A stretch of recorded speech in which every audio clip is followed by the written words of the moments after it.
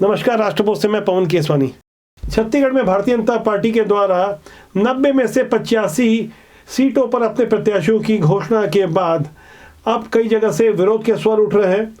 जिन्हें टिकट नहीं मिली है, स्वाभाविक रूप से उनके समर्थक अपना आक्रोश और विरोध प्रकट कर रहे हैं। लेकिन यहाँ गहराई से समझने वाली बात यह है कि आखिर भारतीय जनता पार्टी ने जो टिकटों का वितरण किया है, क्या वह सही है?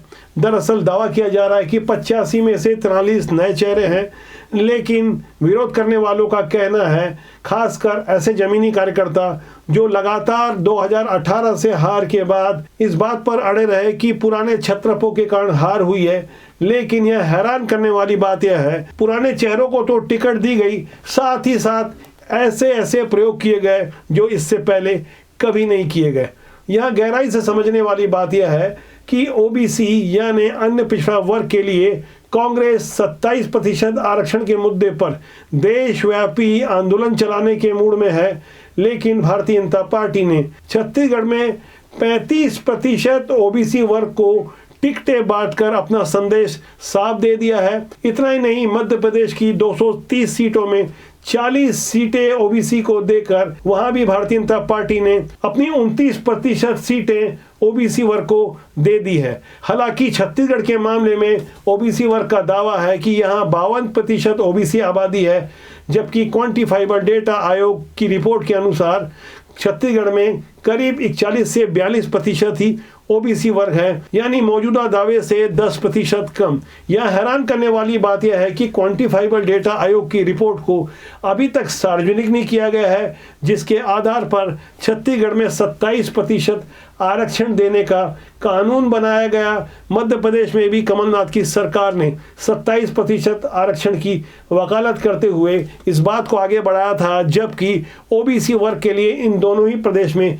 14% आरक्षण की सीमा तय की गई थी। लेकिन भारतीय जनता पार्टी ने कांग्रेस के इस मुद्दे की हवा निकालने में अपनी ओर से कोई कोर कसर नहीं छोड़ी। यहाँ एक बात और ध्यान देने वाली यह है कि 2018 में जहाँ भारतीय जनता पार्टी ने छत्तीसगढ़ के मामले में ओबीसी वर्ग में सबसे ज्यादा संख्या में साहू समाज के लोग हैं, ये कारण है कि 14 सीटें साहू समाज के लिए पिछले विधानसभा में भाजपा ने तय की थी। लेकिन इस बार साहू समाज के लिए 10 सीटें दी है, जबकि कुल 31 सीटें ओबीसी वर्ग को दी गई है। यानी साहू समाज की 10 सीटों के अलावा 21 सीटें अन्य ओबीसी समाज के लिए भारतीय जनता पार्टी ने दी है।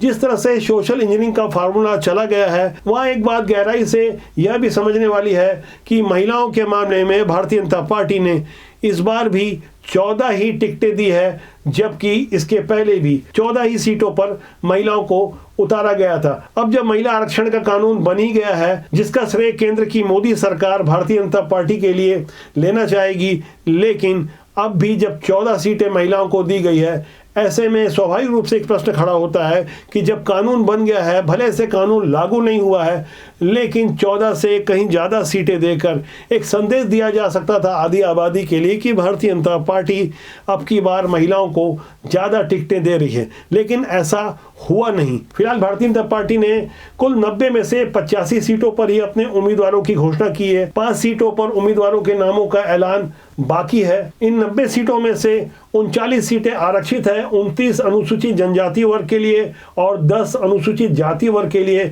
इस तरह से कुल 51 ऐसी सीटें हैं जिस पर ओबीसी या सामान्य वर्ग के प्रत्याशियों को कोई भी पार्टी चुनाव लड़वा सकती है। ऐसे में भारतीय जनता पार्टी ने अनुसूचित जनजाति की 29 आरक्षित सीटों के बावजूद 30 अनुसूचित जनजाति के उम्मीदवारों को फिलहाल खड़ा किया है। ओबीसी वर्ग के 31 उम्मीदवार मैदान में उतारे हैं। 10 सीटों पर शेड्यूल्ड ट्राइब यानी अनुसूचित जाति वर्ग के उम्मीदवार होंगे, 14 पर महिलाएं होंगी। 85 में से 43 नए चेहरों के अलावा यहाँ जो सबसे गौर करने वाली बात यह है कि इन 85 उम्मीदवारों में 34 की उम्र 50 साल से कम है।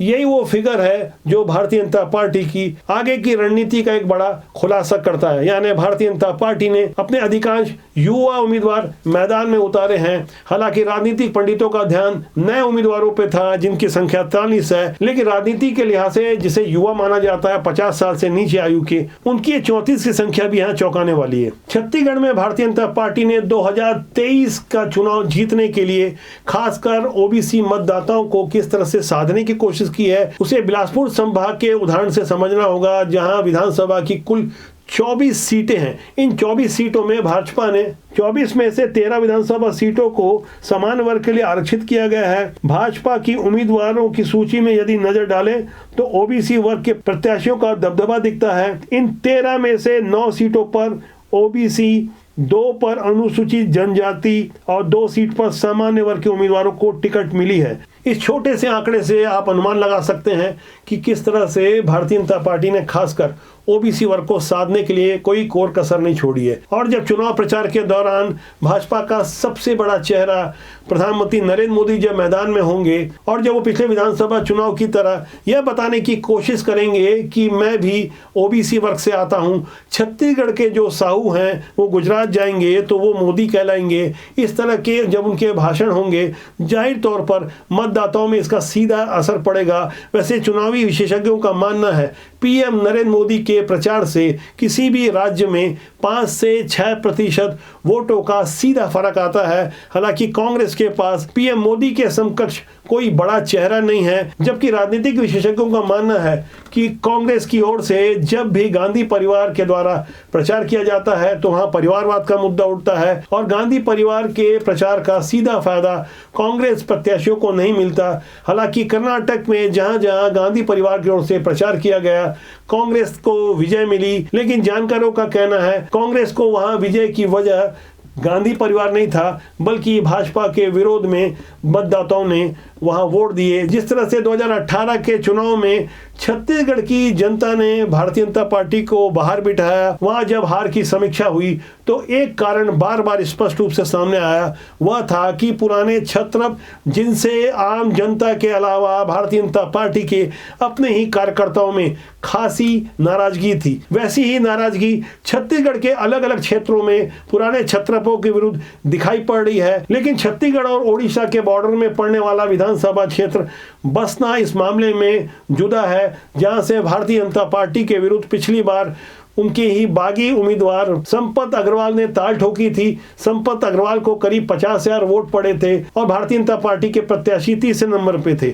जब भाजपा ने वहां हार की समीक्षा की तो पता चला कि किसी बिलासपुर के पुराने सरकारी अधिकारी को मैदान में उतारा गया था, इसलिए भाजपा के वोट संपत अग्रवाल को शिफ्ट हो गए। बसना में करीब 60,000 के आसपास अनुसूचित जनजाति के वोटर हैं, जबकि 30,000 के आसपास अघरिया समाज के लोग हैं, 40,000 से कुछ ज्यादा कोलता समाज के वोट हैं। संपत अग्रवाल इन तीनों में किसी भी वर्ग से नहीं आते। बावजूद इसके भारतीय जनता पार्टी ने उनके पुराने परफॉर्मेंस को देखते हुए निर्दलीय चुनाव लड़ने के बावजूद, उनके बागी रहने के बावजूद उन्हें टिकट दिया है। हम बसना सीट पे भी खासी समीक्षा कर रहे हैं। हमारे पास ऐसी ढेर सारी ग्राउंड रिपोर्टिंग आ रही है जो जमीनी हालात को बताएगी, जिससे पता चलेगा कि भारतीय जनता पार्टी के द्वारा मौजूदा समय में छत्तीसगढ़ में जो टिकट वितरण किया गया है वो कितना सही है, कितना गलत है। कुछ तीखे आरोप लग रहे हैं लेकिन उनकी प्रामाणिकता नहीं है। सिर्फ आरोपों से काम नहीं चलेगा। हमारे पास ढेर सारे स्टिंग ऑपरेशन और ऑडियो रिकॉर्डिंग्स आ रही है जिसकी हम पुष्टि कर रहे हैं। जमीन पे जाकर हालातों को समझने की कोशिश कर रहे हैं कि आखिर चाल, चरित्र और चेहरा अलग बताने वाली भारतीय जनता पार्टी किस तरह से अलग है। क्या वाकई वहां ईमानदारी से टिकटों का वितरण हुआ है या वो सही है जिस तरह के आरोप लग रहे हैं। छत्तीसगढ़ के कई विधानसभा सीटों में जहां भारतीय जनता पार्टी ने अप्रत्याशित उम्मीदवारों को मैदान में उतारा है, जैसे रायपुर उत्तर से पुरंदर मिश्रा, धरसीवा से अनुज शर्मा और आरंग से गुरु खुशवंत साहब के अलावा वैशाली नगर से रिकेश सेन, वो ऐसी सीटें हैं जिस पर भारतीय जनता पार्टी ने जो दांव चला है उससे स्थानीय जमीनी कार्यकर्ताओं में खासा आक्रोश है, विरोध के स्वर सुनाई दे रहे हैं। ऐसे विरोधों को थामने के लिए भारतीय जनता पार्टी की ओर से कुछ गुप्तचर भी मैदान में उतारे गए हैं। कुछ प्राइवेट एजेंसियों के अलावा अपने कुछ पुराने मंझे हुए नेताओं को चुपचाप मैदान में उतारा गया है। पतासाजी करने के लिए कहा गया है कि चुनाव हराने के लिए किस तरह से भीतरघात हो सकता है, प्रत्याशियों के विरुद्ध वो कौन कौन से दाव हैं जो चले जा सकते हैं, कौन कौन से पुराने ऑडियो वीडियो या उनके कोई फेसबुक पोस्ट या सोशल मीडिया में डाली गई उनकी कुछ तस्वीरें क्या उनके खिलाफ माहौल बना सकती है। ऐसे सारे तत्वों की गहराई से पड़ताल हो रही है। लेकिन ये सब टिकट वितरण के पहले होता तो ज्यादा बेहतर होता। अब जब कुछ चौंकाने वाली बातें सामने आ रही रही है। जैसा कि हमने वैशाली नगर से एक स्टिंग ऑपरेशन आपसे साझा किया था जो वहां के भाजपा प्रत्याशी रिकेश सेन के विरुद्ध है, जिसमें वो साफ साफ कमीशन खोरी की बात को स्वीकार कर रहे हैं। इतना ही नहीं, वो भारतीय जनता पार्टी के पुराने नेता और पुराने मंत्रियों का सीधे सीधे नाम लेके बता रहे हैं, किसे 4% मिलता है, किसे 3% मिलता है, कमीशन कितना चलता है। इस तरह की बातों वाला जो उनका एक वीडियो सामने आया है, दावा किया जा रहा है कि जब वो भाजपा के नेता प्रतिपक्ष नगर निगम भिलाई में थे तब वो ऐसा कह रहे थे। यहां गौर करने वाली बात यह है कि उन्हें नेता प्रतिपक्ष भी तब बनाया गया था जब वो भाजपा के खिलाफ निर्दलीय चुनाव लड़कर आए थे। ऐसे में यह समझना होगा कि क्वांटिटी के साथ क्वालिटी कितनी आवश्यक है। ऐसी ही क्वालिटी की राजनीति का हम हमेशा पक्ष लेते हैं। हमारी कोशिश होती है कि राजनीति में स्वच्छ लोग आए, वरना हमेशा की तरह बुरे लोगों का राजनीति में कब्जा हो जाएगा। राजनीति बुरी नहीं होती, उसमें काम करने वाले लोग अच्छे या बुरे होते हैं। राजनीति के माध्यम से देश और समाज का भला किया जा सकता है। अक्सर राजनीति को यूं ही बदनाम किया जाता है। तो आज के अंक के लिए इतना ही। मेरा आपसे आग्रह है कि आप चैनल को देखें, लाइक करें, शेयर करें और सब्सक्राइब करना न भूलें, जिससे आपका और हमारा साथ ज्यादा मजबूती से बना रहे। नमस्कार।